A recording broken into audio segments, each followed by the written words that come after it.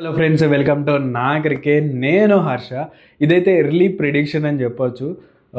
నేనైతే ఎంఐ కెప్టెన్గా హార్దిక్ పాండ్యాని ఈ సీజన్లో తొలగించబోతున్నారని అయితే నాకైతే అనిపిస్తుంది. ఎందుకు ఏంటి అని అయితే ఈ వీడియోలో చర్చించుకుందాం. ఎవరిని కెప్టెన్ చేస్తే బాగుంటుంది, ఖచ్చితంగా ఇది జరగబోతుందా అంటే మాత్రం నేను వరల్డ్ కప్ ముందు గిల్ని డ్రాప్ చేస్తున్నారంటే నెల ముందే డ్రాప్ చేయాలని నేనైతే చెప్పడం జరిగింది.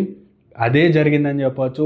అప్పుడు ఏ ఎక్స్పర్ట్ కూడా ఈ విషయాన్ని చెప్పలేదు. కావాలంటే వీడియో కూడా ఉంటుంది, మీరు వెళ్ళి చూడండి. వరల్డ్ కప్ వీడియోస్లో గిల్ని డ్రాప్ చేయాలి అని అయితే వీడియో చేశాను. అదైతే కరెక్ట్ అవ్వడం అయితే జరిగింది. అండ్ ఇక్కడ చూసుకుంటే హార్దిక్ని కూడా డ్రాప్ చేయడానికి one of the main reason ఏంటంటే ఎగ్జిక్యూషన్ అయితే నాకైతే ప్రాబ్లం చాలా కెప్టెన్సీ ఇష్యూస్ అయితే కనిపిస్తున్నాయి. నేను ఆర్సీబీ వర్సెస్ ఎంఐ మ్యాచ్ ముందు 1 డే ముందే చెప్పాను.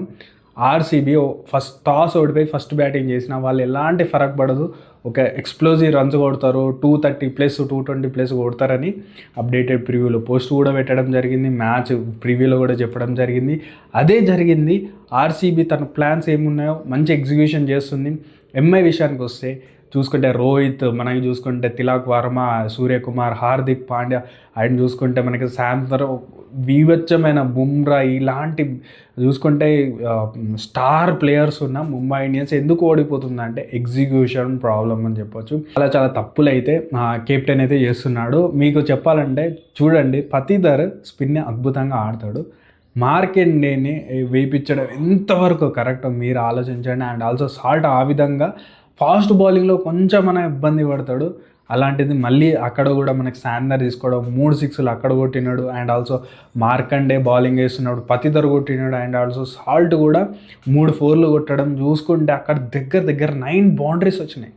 సో 9 బౌండరీస్ అంటే దగ్గర 4లు వేసుకున్న మనకు 36-35 రన్స్, మనకు 40 రన్స్ డిఫరెన్స్ అక్కడే చేంజ్ అయిపోయింది అన్నట్టు. గేమ్ మొత్తం మళ్ళీ పుల్ బ్యాక్ చేసినా సరే టాప్లోనే అసలు చూసుకుంటే రన్స్ ఇవ్వడంతో, బౌండరీ బాల్స్ ఇవ్వడంతో ముంబై ఎక్కడ కూడా గేమ్లో లేదని చెప్పొచ్చు. అండ్ ఆల్సో చూసుకుంటే మనకి శార్దుల్ ఠాకూర్ ఫస్ట్ మ్యాచ్ ఇక్కడ కేకేఆర్ మీద ఆడినప్పుడు 4 వికెట్లు తీసినాడు. ఇంటర్వెల్స్లో మిడిల్ ఇంటర్వెల్స్లో బౌలింగ్ వేసిపించినాడు. అండ్ ఆల్సో మీరు చూసుకుంటే సాల్ట్ వికెట్ తీసింది కూడా శార్దుల్ ఠాకూరే. బట్ శార్దుల్ ఠాకూర్కి మళ్ళీ ఇంకొక ఓవర్ మాత్రమే ఇచ్చినాడు. 11th ఓవర్ వరకు హార్దిక్ పాండ్యా శార్దుల్కి బౌలింగే ఇవ్వలేదు. నాకైతే సర్ప్రైజింగ్ అనిపించింది. అలాంటి మూవ్ ఎందుకు తీసుకున్నాడని అసలు క్లూలెస్ అనిపించింది. అసలు శార్దుల్ ఠాకూర్కి నేనైతే ఫస్ట్ ఓవరే ఇస్తాను, ఎందుకంటే ఆల్రెడీ 4 వికెట్ తీస్తున్నాడు, ఒక మంచి బౌలింగ్ చేస్తాడు, స్వింగ్ చేయగలడు. చెన్నైకి ఏ విధంగా శార్దుల్ ఠాకూర్ బౌలింగ్ చేసిండు, ఎల్ఎస్జీకి ఆడినప్పుడు కూడా అదే విధంగా బౌలింగ్ చేసిన, మనకి ముంబైకి కూడా అదే బౌలింగ్ చేసినవాడు. శార్దుల్కి స్వింగ్ చేయగలడు. ఫస్ట్ ఓవర్లోనే సాల్ట్ వికెట్ తీసే అవకాశం ఉండేది. బట్ అలాంటి టాక్టికల్ మూవ్స్ చేయలేకపోతున్నాడు Hardik Pandya. And wrong moves చేస్తున్నాడు. నేను చెప్పినట్టు చూస్తే బౌలింగ్ ఆప్షన్స్ చాలా ఉన్నా సరే, ఒక అంటే కాంబినేషన్స్ ఏ విధమైన బౌలింగ్ ఆప్షన్స్ తోటి వెళ్ళాలనేది హార్దిక్ పాండ్యాకు అర్థం అవ్వట్లేదా, లేకపోతే డకౌట్ నుంచి అలాంటి ఇన్స్ట్రక్షన్స్ వస్తున్నాయని నాకైతే అర్థం కావట్లేదు. అండ్ ఆల్సో రోహిత్ శర్మతో కూడా కొంచెం ఆర్గ్యుమెంట్ చేస్తున్నట్టు ఆన్ ఫీల్డ్లో కనిపిస్తుంది. కాబట్టి హార్దిక్ పాండ్యా యాజ్ ఎ కెప్టెన్గా ముంబై ఇండియన్స్లో కంటిన్యూ అవ్వడం చాలా కష్టం అని చెప్పొచ్చు. అండ్ ఆల్సో ఇలాంటి మూవ్ చేస్తుందా ముంబై ఇండియన్స్ అంటే చాలాసార్లు చేసింది. మనం చూసుకుంటే రిక్కీ పాంటింగ్ తగ్గించి రోహిత్ శర్మకి మిడ్ సీజన్లో కెప్టెన్సీ ఇచ్చిన తర్వాత ఏ విధమైన ముంబై ఇండియన్స్ ట్రోఫీ కొట్టిందో మనందరికీ తెలుసు. అండ్ ఆల్సో చూసుకుంటే హార్దిక్ పాండ్యా సెకండ్ గేమ్ ఆడలేదు. దానికి చెప్పిన రీజన్స్, పర్సనల్ రీజన్స్ తోటి హార్దిక్ పాండ్యా ఆడలేదు. అండ్ ఆల్సో నాకు తెలిసి బర్త్డే ఉంది, వాళ్ళ గర్ల్ ఫ్రెండ్ బర్త్డేకి వెళ్ళడం అయితే జరిగింది. సో టీం మీద అంత అంటే ముంబై ఇండియన్స్ ఫ్యాన్స్ ఏ విధంగా ఉంటారో మనందరికీ తెలుసు. టీం కానీ ముంబై ఇండియన్స్ అంతా సపోర్ట్ చేస్తున్నారు, ఫ్యాన్స్ అంతా సపోర్ట్ చేస్తున్నప్పుడు హార్దిక్ పాండ్యా తన గర్ల్ ఫ్రెండ్ కోసం టీంని పక్కన పెట్టి తను పార్టీకి వెళ్ళడం, లేట్ నైట్ అవ్వడం, అండ్ ఆల్సో నెక్స్ట్ మ్యాచ్ ఆడకపోవడం ఏ విధంగా చూస్తారో నాకు తెలిసి సూర్యకుమార్ యాదవ్కి కెప్టెన్సీ ఇవ్వాల్సిందే అని నాకైతే అనిపిస్తుంది. ఎందుకంటే వరల్డ్ కప్ కూడా గెలిపించినాడు. మీరు చూస్తే అలాంటి కెప్టెన్ని మీరు పెట్టుకొని హార్దిక్కి ఇవ్వడం నాకైతే అస్సలు కరెక్ట్ కాదు అని ఎప్పటి నుంచో అనిపిస్తుంది. అండ్ ఆల్సో యాజ్ ఎ కెప్టెన్గా తను ప్రూవ్ చేసుకుంది ముంబై ఇండియన్స్లో 0 అని చెప్పొచ్చు.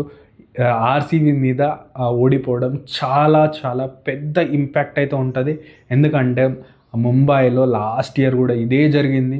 ఆర్సీబీ 220+ కొట్టడం, మ్యాచ్ని గెలవడం, అండ్ ఇక్కడ 230+ కొట్టడం, 240 కొట్టడం, ఇక్కడ కూడా మ్యాచ్ని గెలవడం, అండ్ టాక్టికల్ మూవ్స్ చాలా చాలా ప్రాబ్లంగా మారుతుంది. కాబట్టి Hardik Pandya as a captain Mumbai ఇండియన్స్కి ఖచ్చితంగా ప్రాబ్లమేటిక్గా ఉంది.